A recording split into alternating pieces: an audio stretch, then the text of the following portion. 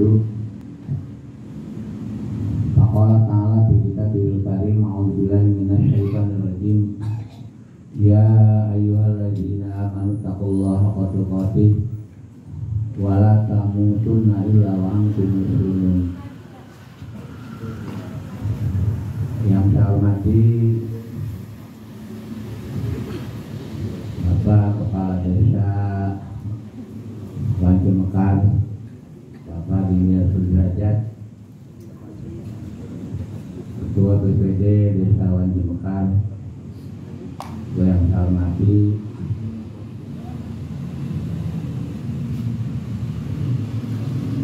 Ketua Tantidiah jajarannya, yang saya hormati Mustasa MUI Kota Baru, alhamdulillah diwakili oleh Yai Haji Sodri, juga yang saya hormati saudara Muhammad Nurtiki mewakili ayahandanya di Aceh, Suyatna, salah seorang dewan dari fraksi PKB, Ketua Muslimat dan Kota Baru Ibu Haja Kokom yang sangat menggebu-gebu semangatnya ya, alhamdulillah. Dan di bawah beliau alhamdulillah Muslimat NU sudah punya kantor tersendiri 2 lantai lah itu aja ya, alhamdulillah. Mayunan MBC Pak, MBC kan peletakan batu, peletakan unggul Pak Haji, ngeletakan batu itu MBC mah. Tapi Muslimah sudah punya gedung, mudah-mudahan berkah, amin ya rabbal alamin. Juga yang saya hormati para pengurus ranting, sahabat Ansor dan Banser, juga tamu undangan yang saya hormati. Alhamdulillah di malam hari ini kita bisa berkumpul di aula Desa Wanci Mekar ini dalam acara Lailatul Ijtima yang terakhir untuk tahun ini, karena kita akan istirahat dulu mungkin 2 bulan, Ramadan sama awal ya. Alhamdulillah Lailatul Ijtima pada malam hari ini sangat istimewa. Kenapa istimewa? Karena hampir seluruh pengurus ranting dari tiap desa bisa hadir, kecuali Pamula Baru dan Jomin Barat ya, ada Jomin Barat. Dan yang lebih istimewa lagi, pada malam ini kita dihadiri yang pertama oleh Bapak Kepala Desa. Alhamdulillah Pak. Baru 2 ada Bapak Kepala Desa di Kota Baru yang menghadiri acara seperti ini. Yang pertama Kepala Desa Cikampek Utara ya, waktu di mana Pak Mil? Di Musola ya, Musola. Yang kedua Kepala Desa dari Wanci Mekar Pak, yang sangat semangat ya, baru 10 bulan lagi semangat-semangatnya ya. Walaupun kondisi kalau Kepala Desa bulan Maret, April, Mei garing Pak ya. Dari Maret ya, Februari, Maret, April, Mei garing. Nanti basah lagi bulan Juni ya, Juli. Makanya saya tadi kaget, Ketua MUIC itu bukan mewakili kami ya, cuma pribadi nanyain soal makan, itu pribadi cuma ya.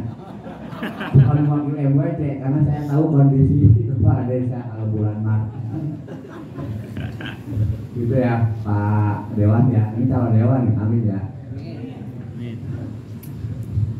Diwakili atau diajak oleh Pak Kepala Desa dan diwakili oleh salah seorang pengurus atau putra dari Dewan, Muhammad Fikri Baihaqi. Dan dan juga istimewanya dihadir oleh ketua muslimat baru hadir ya. Nah imagine, alhamdulillah nggak komplit ya, alhamdulillah komplit ya. Alhamdulillah mudah-mudahan berkah ya. Nah yang dihadiri oleh Korwil Bangsa Bapak Sarif dan bapak-bapak senior dan alhamdulillah hadir. Mudah-mudahan ini pertanda baik ya. Di tengah-tengah NU sedang mengalami hujatan dari luar, di tengah-tengah NU sedang dipojokkan, tapi kita tetap santai, kita tetap istiqomah melaksanakan kegiatan, karena memang mereka itu sengaja mencari-cari kesalahan orang NU. Dan kebetulan Menteri Agama kita itu nyeleneh ya. Emang orang itu biasa nyeleneh, sudah biasa sebenarnya Pak Lurah. Orang itu biasa nyeleneh, udah biasa itu. Makanya orang itu sudah tidak kaget pernyataan apapun karena sudah biasa nyeleneh. Ya ketika Gus Dur ditanya aja, ada kumpulan para tokoh agama, lintas agama, agama Buddha, agama Kristen, agama Hindu, agama Islam diwakili oleh Gus Dur. Ini yang tiga agama ini sedang berdebat. Ini sebenarnya agama mana yang paling dekat dengan Tuhan? Gus Dur mah senyum dan dulu komentar. Yang tiga ini komentar. Untuk Hindu ya saya yang paling dekat dengan Tuhan. Untuk Kristen saya. Untuk Buddha sama saya. Ini yang tiga lihat Gus Dur diam aja senyum-senyum kaget. Ditanya Gus, kalau Islam gimana? Tuhannya dekat enggak? Kata Gus Dur, jangankan dekat jauh. Manggil Tuhan aja pakai speaker. Tuhan nyeleneh saya. Tuhan umat Islam itu jauh, manggilnya aja pakai speaker. Kalau apa namanya speakernya? Itu nyeleneh gitu Pak. Jadi udah biasa. Yang namanya nyeleneh itu. Namun karena selalu dikaitkan dengan politik saya, jadi ramai. Tapi alhamdulillah orang NU ini tidak terpengaruh, tidak akan membalas demo-demonya orang lain. Karena dari dulu NU itu tidak pernah demo, ya paling-paling NU itu perang dulu melawan penjajah, melawan PKI. Yang jelas jihadnya fisabilillah, ya di jalan Allah. Lain jihad di jalan amrin lain. NU mah jelas di jalan Allah. Makanya santai orang NU mah. Maka alhamdulillah saya sangat bersyukur. Walaupun biasanya udah cuma ini kan ngaji kitab pijan ya, enak sulam. Karena saya tahu yang hadir nggak bakal bawa kitab, itu juga nggak bawa kitab itu. Padahal sudah dibagi Pak Lurah kitabnya, nggak usah memodal di pangleserkeun kitabnya aku. Dibagi nggak tiap ranting tiap desa. Waktu ngaji saya mau dijaga di rumah. Itulah NU ya. Itulah NU. Jadi NU selalu santai.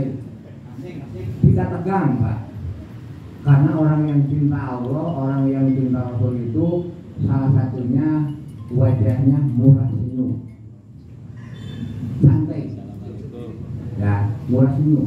Sehingga ada slogan senyummu adalah ibadahmu, itu kan? Senyummu adalah ibadahmu. Tidak seperti yang lain Bapak, aktivis yang lain Pak, pakai seragam, pakai gamis, wajahnya serem-serem. Kan serem ya, ketemu sama kita jangan ngasih senyum, serem gitu Pak. Bawa tongkat, bawa bendera, serem-serem wajahnya tuh. Oh ini masa orang yang cinta Allahnya serem-serem. Kan sudah tahu ahli surga itu salah satu tandanya wajahnya selalu berseri-seri, ya bukan serem gitu aja videonya. Jadi enak deh itu lah enak. Menah ngobrol, menah ngaudul, tadi kan ngaudul, menah seri, ngakak. Kita air gini kan ngakak kami nggak tinggal seri, ngakak. Karena ini momen untuk senyum Pak. Saya yakin ini di rumah ini banyak kita yang nggak bisa senyum. Susah Pak sekarang senyum di rumah itu. Akhirnya terjaman hese seri tadi di mana. Karena mungkin kalau orang ketemu sama pejabat susah senyum, sama aparat, sama anak buah, sama istri. Kadang susah senyum di rumah itu kan. Kadang ibu-ibu ketemu sama suami, istri teh hese, dah ayah gitu ya. Nah, jadi di rumah ini susah untuk senyum. Ini lagi musim Pak. Apalagi dengan kondisi ekonomi yang kurang bagus, banyak orang yang wajahnya jadi berubah, susah senyum. Tapi alhamdulillah di NU ini masih terbuka untuk senyum. Ini manfaatnya ya. Maka kita bersyukurlah gitu. Belum lagi nanti kita dapat keberkahan. Yang kita cari adalah hanya keberkahan dari Allah Subhanahu wa taala melalui muassis, para pendiri NU, para kiai, para wali yang dulu mendirikan Nahdlatul Ulama. Karena nanti di akhirat kalau seorang abidin, orang yang ahli ibadah, taruhlah ketua ahli ibadah, nanti kalau masuk surga, silakan masuk surga. Udah sendiri Pak. Silakan masuk surga, kata malaikat, sendiri. Pak Ejen dipanggil malaikat, udah sendiri, tidak bisa membawa anaknya, tidak bisa membawa istrinya, udah sendiri aja masuk surga. Kalau ahli ibadah. Tapi kalau seorang ulama, seorang wali ketika dipanggil mau masuk surga, silakan kamu masuk surga dan bawa orang-orang yang kau cintai sesukamu masuk surga. Jadi berkesempatan untuk membawa muridnya, untuk membawa keluarganya. Makanya kita berharap hanya itu Pak, keberkahan dari Allah Subhanahu wa taala. Untuk urusan materi, wah kalau di NU udah lalulah ya. Saya keliling desa tiap bulan kalau mau ngaji di NU ya, motor bensin penuhi dulu, rokok bawa dulu 2 bungkus, kemudian bekal saya bawa dulu bila perlu, kalau ada rezeki bawa uang buat beli rokok buat bansar. Jadi dari rumah itu udah siap, karena tahu gitu kalau pulang dari ngaji di NU itu garing di rumahnya. Tapi alhamdulillah saya punya motor, alhamdulillah. Pondok sekarang 2 lantai, balurah alhamdulillah punya mobil itu semenjak saya jadi pengurus NU Pak. Iya, 2012 bukan bahas, nggak ada honor. Sebelum punya jadi pengurus NU saya hanya punya motor butut. Bikin madrasah nggak selesai. Padahal tidak ada honor sebesar pun, padahal tidak ada bantuan sedikit pun. Alhamdulillah itu. Mudah-mudahan ini saya tidak salah persepsi, tidak salah apa namanya ya, tidak salah berkomentar. Mudah-mudahan salah satu bentuk dari keberkahan. Mudah-mudahan. Jadi yang tadi kita berkah. Cuman berkah ini ya harus tadi akan timbul ketika kita bisa istiqomah. Keberkahan tidak akan terjadi kalau tidak istiqomah. Ibu Haji umpamanya baca Yasin setiap pada subuh ya, sehari baca, 3 hari baca, 2 kali subuh nggak baca lagi nanti 2 kali, 2 subuh lagi nggak baca, nggak istiqomah. Itu jangan diharap ada keberkahan, nggak bakal ada keberkahan. Paling adanya itu hanya pahala, insya Allah kebaikan ada, tapi untuk bicara keberkahan nggak bakal ada. Yang namanya wirid, yang namanya doa, yang namanya ibadah, kalau ingin berkah syaratnya istiqomah. Makanya kenapa ulama-ulama dulu ya itu sangat hebat. Karena kalau ulama dulu itu kalau baca Salawat kamilah bukan hanya sebulan 2 bulan, setahun 2 tahun, puluhan tahun. Ada yang sudah 20 tahun ulama-ulama sepuh baca Nur Kuat, ada yang sudah 20 tahun baca salawat kamilah, ada yang sudah 20 tahun baca Yasin. Maka setelah istiqomahnya kelihatan, baru Allah memberikan bonus yang disebut keberkahan. Kalau ulama dulu cuma bismillah aja bisa putar giling. Artinya kita kehilangan motor, kehilangan mobil, datang ke kiai baca bismillah bisa putar giling, bisa balik-balik. Nggak aneh itu. Kalau ulama dulu itu yang namanya Kiai Abbas dari Buntat itu kan kalau tasbih atau batu dibanting atau dilempar ke atas bisa meledak apa musuh. Itu namanya karomah, hasil dari istiqomah. Jadi baca bismillah aja maling bisa real. Tapi pernah dicoba di kita. Ada seorang petani yang sering kehilangan bensin. Kan dulu kalau musim tandur ya, kalau musim menggarap sawah itu kan traktor itu kan disimpan di sawah Pak, ya. Hampir tiap malam kehilangan bensin, jadi di kompan itu jerigen ada bensin cadangan buat besok. Malam hilang, bensinnya aja. Datang ke kiai, nih beli amalan yang gede-gede, tulis isim termasuk isim mufrad ya, tempelin katanya di traktor. Itu malam terakhirnya bukan bensin Pak, traktornya yang hilang. Itu gimana doa itu kan? Nah itu sebagai contoh bahwa ulama dulu itu nggak perlu capek dalam doa karena sudah dilakukan, hanya menjadi bismillah aja. Kadang-kadang kalau ada yang bisa jampe sudah nggak pakai jampe aja, asal di rumah dulu banyak karena sudah makan barokahnya, karena sudah makan akibat dari istiqomah. Makanya dina ibadah mah kecengin gurtes dina rame-rame berpekan gitu, pentingnya istiqomah. Lamun urang maca salat kakarak 2 tahun, wah batusan puluhan tahun gitu Pak. Mun urang aya salat 2 ada istiqomah 2 bulan 3 bulan geus waklieu teh geuning kieu wae. Karak 2 bulan salat duhana ge geus waklieu. Baturna geus puluhan tahun entar pagat 2 teh. Jadi istiqomah heula taat heula ka Allah, mungkin bisa nuturkeun. Karena ya termasuk kita artinya ingin orang lain mendengarkan ucapan kita, ya salah satunya kita harus istiqomah. Maka mudah-mudahan karena ini terakhir, mudah-mudahan kita bisa istiqomah dalam ibadah.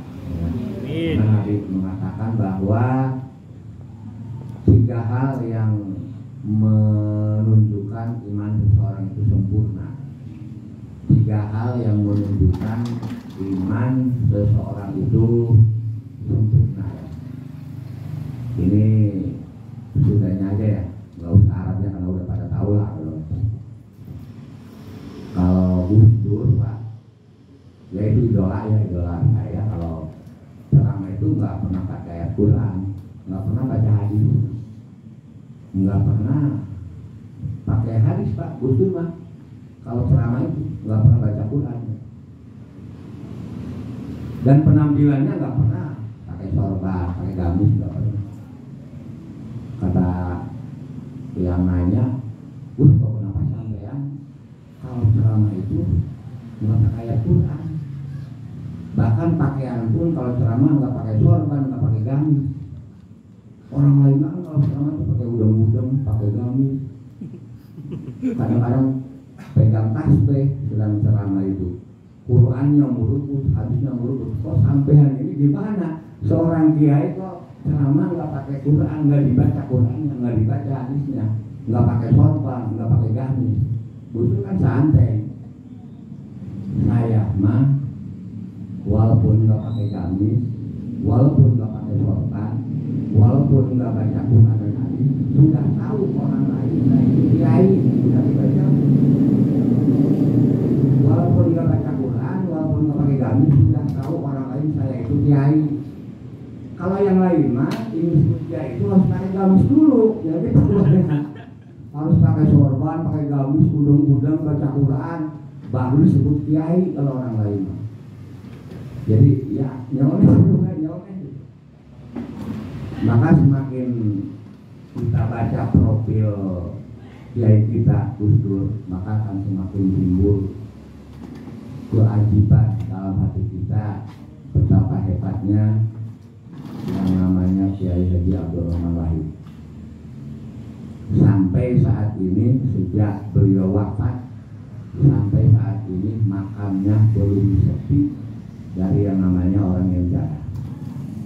Alhamdulillah ya.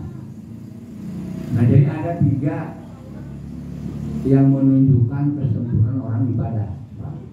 Kata Nabi, yang pertama tadi istiqomah.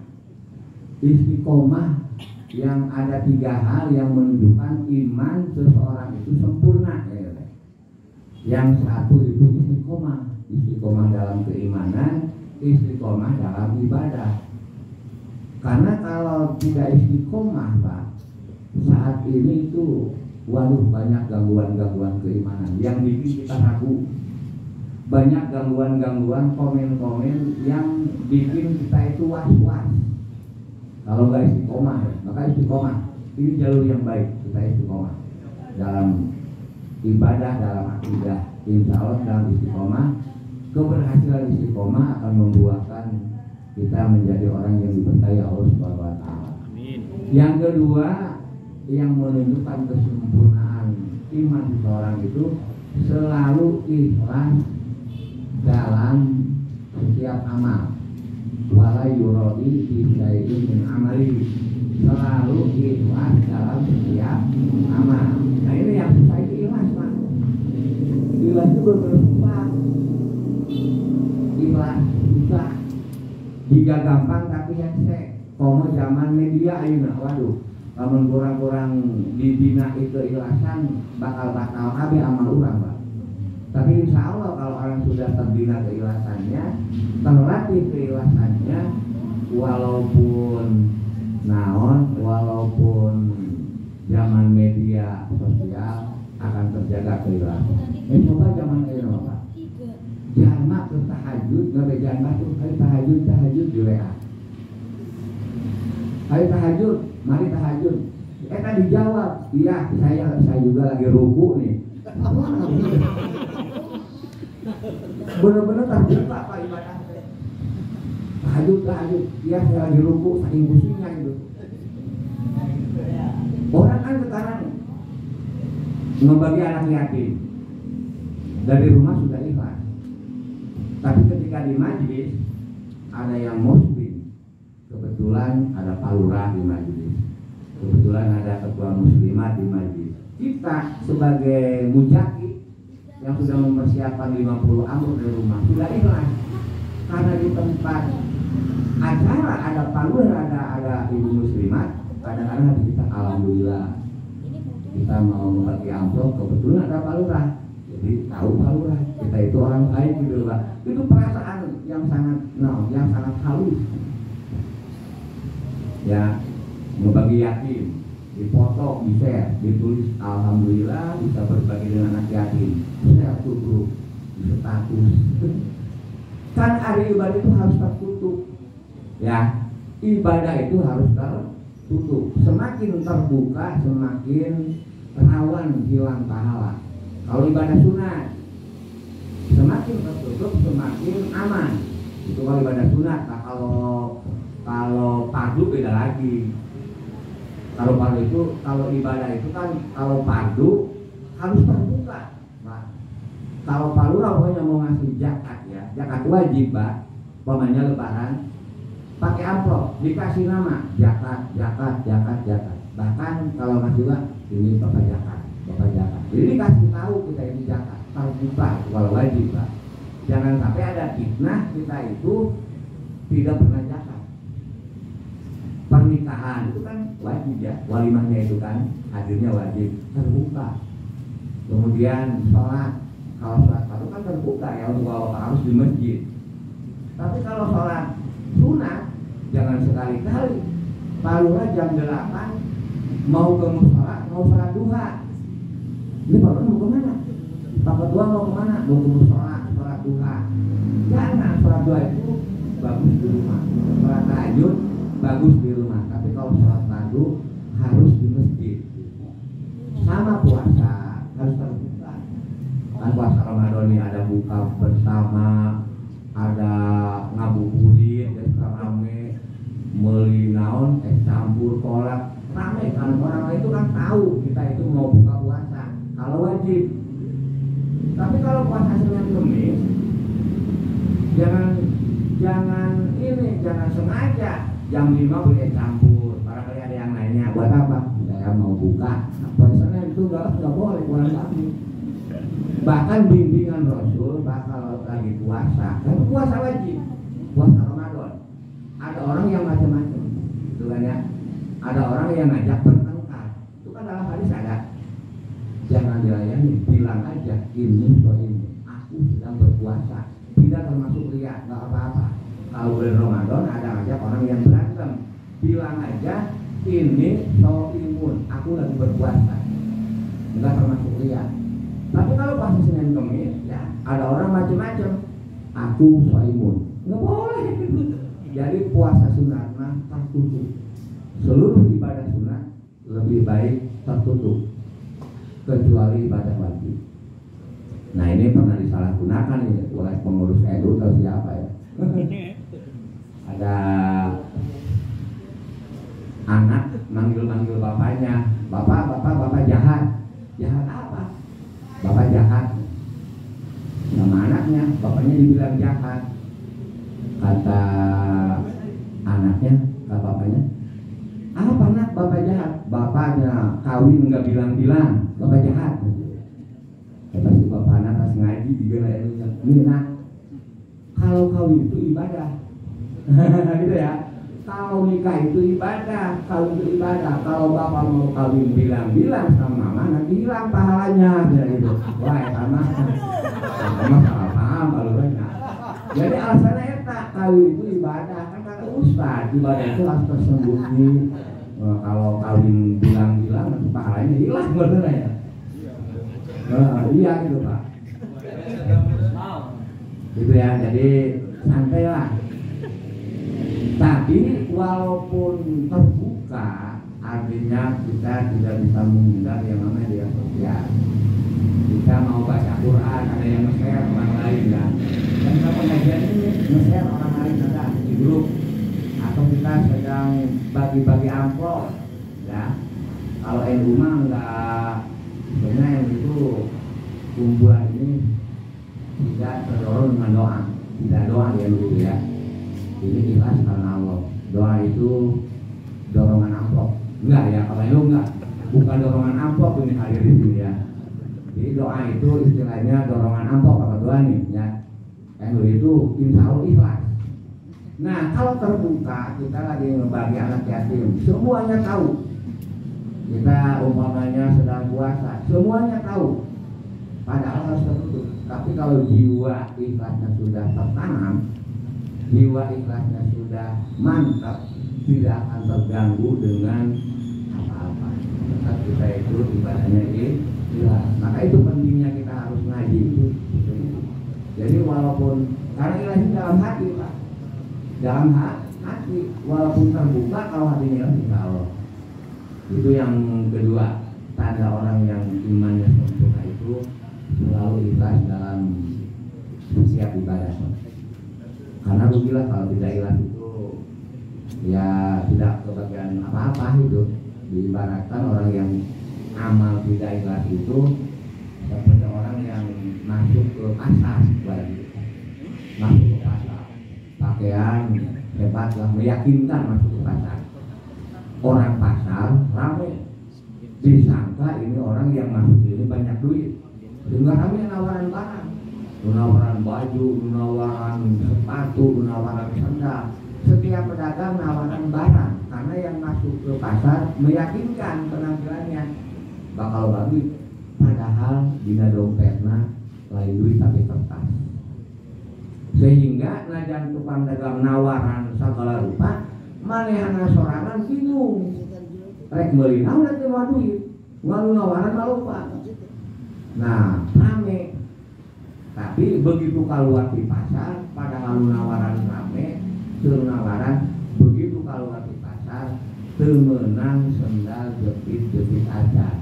Karena nu di kantong lain duit tapi naon? Kertas. Tapi lumayan jangan ramekeun pedagang. Nah, padahal di dina bingung. Nah, itu di akhirat. Di akhirat kamu teu ikhlas teh, wah, gitu nya. Salatnya hebat, ngajinya hebat, infaknya hebat, sehingga orang sekampung rame. Udah terkenal orang itu hebat segala-galanya. Rame, lumayan bisa di pasar ya. Tapi begitu mati, begitu wafat di akhirat tidak kebagian apa-apa. Karena tidak ikhlas, jadi bahaya. Jadi Tukbatul ma ya Allah ahli sholat, tukbatul ya Allah ahli puasa, tukbatul ya Allah ahli infak. Begitu maut diri sorangan anak bingung, kemenang naon-naon. Sholatna eueuh, puasana eueuh, infakna eueuh. Karena dina hatena teu aya kaikhlasan. Ngan lumayan cek urang lembur mah jadi rame gitu Pak omongan urang lembur. Yang kedua dan yang terakhir kalau ini mau bulan Ramadan ya, ketika ada salah satu yang ciri orang imannya sempurna itu kalau ada dua hal yang bentrok ya, nu hiji urusan dunia, nu hiji urusan akhirat. Nah, pasti kalau orang yang imannya hebat akan memilih urusan akhirat. Nu hiji kudu diterima bareng waktuna jeung kumpul di RW. Mana kumpul di RW mah reses bakal aya amplopna. Lamun lagi di mamah da eueuh duitan garing. Lamun urang lagi di mah moal bisa ngumpul di RW. Lamun ngumpul di RW moal bisa milu. Jika tinggalin salah sahijina da waktuna bareng. Nganu hiji mah urusan duit, nu hiji mah urusan ngaji. Nah, ieu kira-kira ketua ranting ya hadir ke mana ada sabil gitu ya Pak. Aing ratu diterima mau menang duit, lamun Bapak RW mau bisa ngaji di mana kah? Kalau orang yang imannya hebat, istiqomah hebat, dengan naon lah itu menang amplop ge, no penting di urusan akhirat. Nah iya yang diperkatakan oleh Nabi Ibrahim. Kenapa Nabi Ibrahim menjadikan Khalilullah ya, seorang kekasih Allah, kan satu-satunya nabi yang mendapat gelar Khalil itu Ibrahim, Khalilullah kekasih Allah. Kalau Nabi Muhammad itu Habibullah ya, sama kekasih Allah. Nabi Ibrahim Khalilullah kekasih Allah, Nabi Muhammad SAW itu Habibullah, sama artinya kekasih Allah. Cuman apa bedanya dalam pandangan ulama-ulama tafsir? Kalau Habibullah itu dikasih oleh Allah tanpa harus minta, namanya Habibullah, udah saking dekatnya dengan Allah, akan dikasih segala-galanya tanpa harus minta. Kalau Khalilullah itu akan dikasih semuanya oleh Allah tapi harus minta. Makanya Nabi Ibrahim itu banyak minta ke Allah itu. Coba baca surat Al-Baqarah, Al-Imran itu banyak berat Nabi Ibrahim permintaan. Minta anaknya soleh, minta anaknya jadi nabi, minta Ka'bah jadi rame, wah segala macam Pak. Doa kan minta tanya, banyak doa-doa Nabi Ibrahim. Ada minta keberkahan, buah-buahan, ada minta supaya Ka'bah jadi rame, ada minta turunan soleh. Itu kan Robbi ja'alni muqimah sholat, Robbana innana, itu doa Nabi Ibrahim semua. Jadi banyak minta, tapi doanya, mintanya diijabah semua oleh Allah. Jadi kalau Khalil itu minta dulu baru dikasih. Kalau Habib itu enggak usah minta, pasti dikasih. Jadi hebat mana tuh? Habibullah ya, bukan membandingkan itu. Nah, kenapa Nabi Ibrahim mendapat gelar Khalilullah? Karena salah satunya dalam kitab Nasul Ibad ketika ditanya ya, Nabi itu salah satu yang menyebabkan diangkat Khalilullah itu selalu mengutamakan urusan Allah Subhanahu wa Ta'ala, selalu memilih urusan akhirat daripada urusan dunia. Nah, mudah-mudahan ini kita ini walaupun nggak sama, mirip-mirip lah. Ya, ini kan urusan agama, urusan akhirat. Yang mana urusan dunia banyak pak di sana. Kita di sana kan ininya ngobrol, ininya nonton TV, ininya ngumpul-ngumpul sama keluarga itu kan ya. Dipaksa oleh takdir Allah harus ngumpul di pengajian. Jadi kita mengesampingkan urusan yang lain. Mudah-mudahan kita kesempatan ya keberkahan dari Sayyiduna Ibrahim alaihi salam. Mudah-mudahan jadi menjelang Ramadan, mudah-mudahan kita diberikan kesehatan ya, diberikan panjang umur, diberikan rezeki oleh Allah Subhanahu wa Ta'ala. Karena Ramadan ini untuk ukuran kita itu rezeki itu harus ada ya, kita harus punya duit untuk Ramadan kan.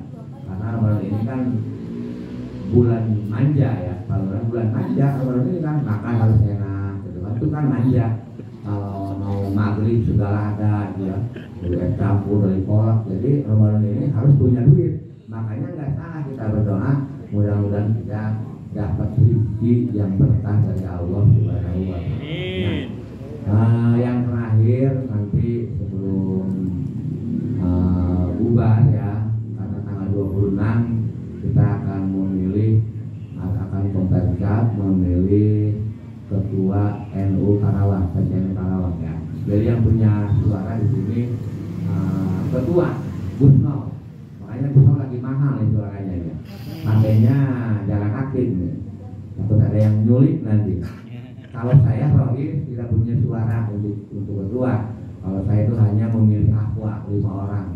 Yang nanti 5 orang ini akan memilih Rohis. Itu yang Rohis. Jadi yang sedang mahal sekarang suaranya itu Busno. Tapi nanti saya harap suara ketua itu bukan mewakili pribadi, tapi suara ketua itu mewakili atas nama pengurus MWC dan Ranti. Makanya kita sepakat nanti. Jadi suara kita akan kemana ya?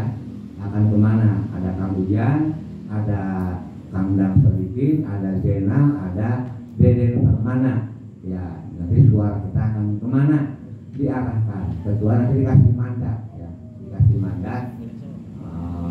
Jadi supaya tidak ada tumpukan nanti ya dari rekan-rekan pengurus nanti. Ya kita ngobrol mau kemana kira-kira Kota Baru suaranya diarahkan ya antara tim Taman, Kawian dan kawan-kawan yang lain. Mungkin tadi nanti kita lihat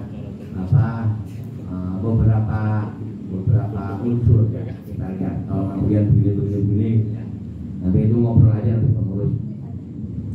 Yaitu mudah-mudahan konferensinya berjalan lancar ya. Mudah-mudahan kita juga diberikan kesehatan Allah Subhanahu wa Ta'ala. Insya Allah istirahatkan dulu. Kita ketemu insya Allah kalau kita umur panjang di bulan sekarang puasa itu 2 bulan ya, April Mei ya. April Mei berarti bulan Juni ya. Bulan Juni mulailah Idul Fitri, bulan Juni atau bulan Mei terakhir. Mudah-mudahan kita bisa bertemu lagi. Amin ya Allah. Itu yang bisa sampaikan. Mohon maaf ya sebesar-besarnya. Wallahumma biqilaka. Assalamualaikum warahmatullahi wabarakatuh. Waalaikumsalam.